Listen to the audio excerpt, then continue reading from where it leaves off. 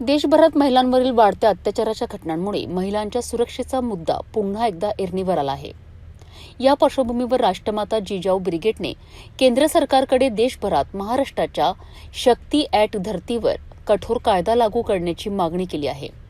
पंतप्रधानांना जिल्हाधिकाऱ्यांमार्फत निवेदन देत संघटनेने महिलांकरिता अधिक सुरक्षित आणि भयमुक्त वातावरण निर्माण करण्याची मागणी केली आहे।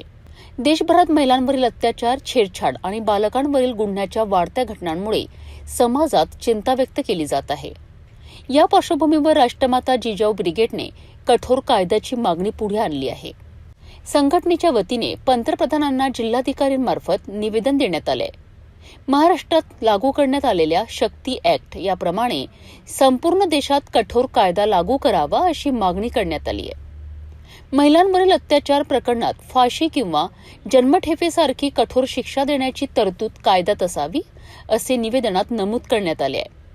तसेच महिलांवरील आणि बालकांवरील गुन्ह्याचा तपास आणि न्यायालयीन प्रक्रिया ठराविक दिवसात पूर्ण व्हावी याकरिता विशेष कायदेशीर यंत्रणा उभारण्याची मागणी करण्यात आली आहे।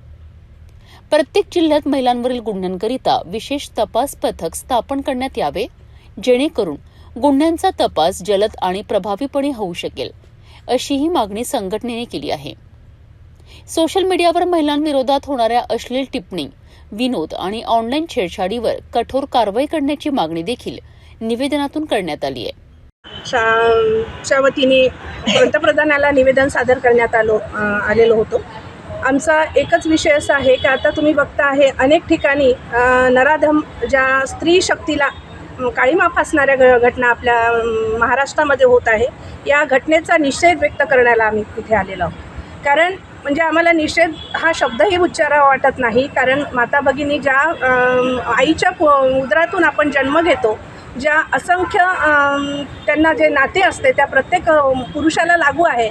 असेच पुरुष जर छोट्या 3 वर्षाच्या बालिकेला पण सोडत नाही आणि वृद्ध स्त्रीला पण सोडत नाही, या सर्व गोष्टीचा निषेध व्यक्त करायला आम्ही आलेलो आहोत। निषेध फक्त व्यक्त करूनच आम्हाला हे नाही, तर आम्हाला शक्ती कायदा ची मागणी आम्ही पंतप्रधानाला करतोय। शक्ती कायदा यासाठी लागू करायचा आहे की शक्ती कायद्यामध्ये 21 ते 30 दिवसात या नराधमाला फाशीची शिक्षा ठोठावण्यात येते आहे आणि त्या शक्ती कायद्याचा जर आत्तापर्यंत तरतुदीमध्ये आहे, पण तो कठोर परिस्थितीमध्ये त्यांनी आणला नाही। तर मी पंतप्रधानाला एकच विनंती करेन की हा शक्ती कायदा आता फास्ट ट्रॅकमध्ये न टाकता लवकरात लवकर, कारण फास्ट ट्रॅकमध्ये त्यांनी सांगितलं आहे की मुख्यमंत्र्यांनी सांगितलं आहे आम्ही फास्ट ट्रॅक लागू करू, पण फास्ट ट्रॅकचा अर्थ तुम्हाला समजते आहे, प्रत्येक ठिकाणी या कोर्टातून त्या कोर्टात, त्या कोर्टातून त्या कोर्टात, तसा आम्हाला तो कायदा नको आहे। आम्ही शक्ती कायद्याची मागणी करतो आहे।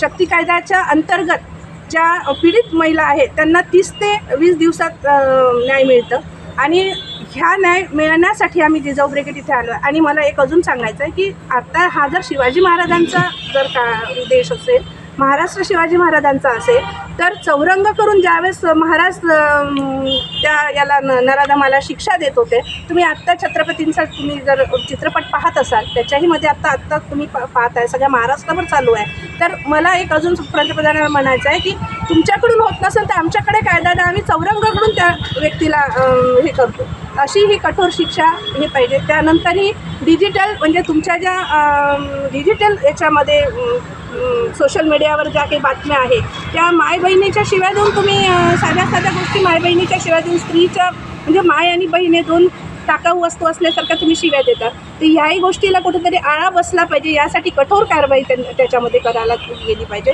आणि आता खराच प्रकरण झालं शुक्रवारचं, अयात नावाचा पोरगा पण अचलपूर याच्यामधून हे पोरगं झालं। आत्ता संध्याकाळची एक तुम्हाला ताजी घटना सांगतो। मीडियाच्या एका, मी नाव घेणार नाही, पण सिटीनं मीडियाच्या एका लोकांनं त्या विनयभंग केला। पोलीस स्टेशनला 12:30 वाजता माझ्या भगिनी तिथे हजर होत्या।